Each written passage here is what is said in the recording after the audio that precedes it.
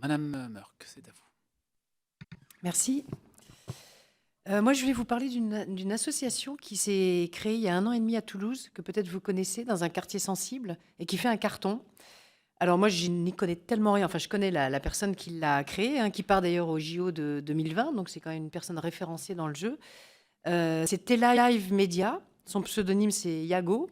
Et donc, il draine énormément de jeunes, c'est-à-dire que sa structure croule sous la demande dans les quartiers. Ça répond à un vrai besoin nouveau. C'est là où je suis complètement d'accord. Il faut devancer un peu la demande pour pas se faire rattraper par l'offre. Et il est quand même assez étonné de voir qu'il y a très peu d'associations de ce type et que souvent elles sont.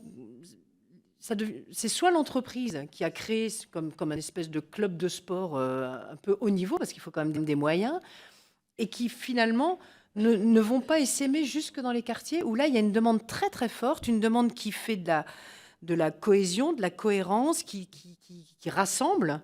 Donc voilà, la question c'était comment on fait pour pas se laisser préempter par des grosses entreprises qui vont être plus dans le bénéfice financier que dans un bénéfice culturel, si ça restait associatif, et quelque chose qui peut devenir aussi une pratique bah, de compétition, évidemment, de voyage, de rentrer d'autres cultures, déjà se retrouver tous ensemble, des métiers qui se créent à travers le e-sport. Dans les quartiers, c'est aussi super intéressant.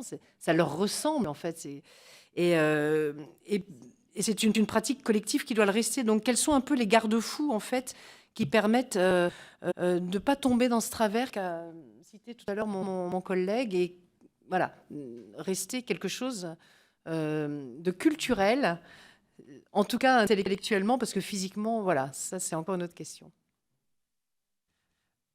Dans le rapport, je préconise le fait de pouvoir donner à France e-Sport les moyens de créer des entités territoriales le plus proches possible des populations pour, si possible, appuyer, je dis bien appuyer, c'est-à-dire pas créer, mais appuyer sur des clubs déjà existants sportifs, des entités e-sportives.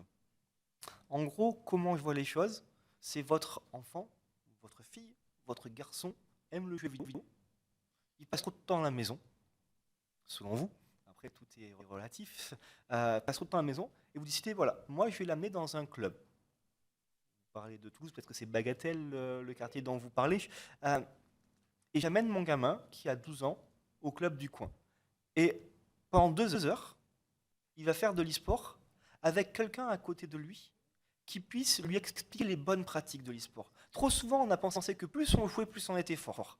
Le but, c'est surtout d'expliquer comment on fait des sessions sur lesquelles on progresse, comment on se repose, comment à côté on s'alimente, comment on se scolarise, qui explique tous ces outils-là. Et là-dessus, en complément, on peut aussi rajouter 1 heure de football, 1 heure de basket. Essayer de construire quelque chose. Par contre, il faut des moyens. C'est-à-dire qu'il faut déjà construire l'ensemble des référentiels qui expliquent comment on forme les jeunes à l'e-sport. Il faut former l'ensemble des personnes à inculquer, à transmettre ces informations-là aux jeunes. Il faut aussi financer l'achat de matériel nécessaire à la pratique de l'e-sport. Et là, on rentre dans un sujet où il est nécessaire d'aider France e-sport. Le budget de France e-sport, je ne sais pas si votre façon de dire, donc je ne le dirai pas, c'est famélique. C'est famélique. Aujourd'hui, France e-sport, ou d'ailleurs, ou toute autre entité, mais il n'y a pas les moyens nécessaires sur l'ambition qu'on veut se donner. Et donc, ça sera nécessaire.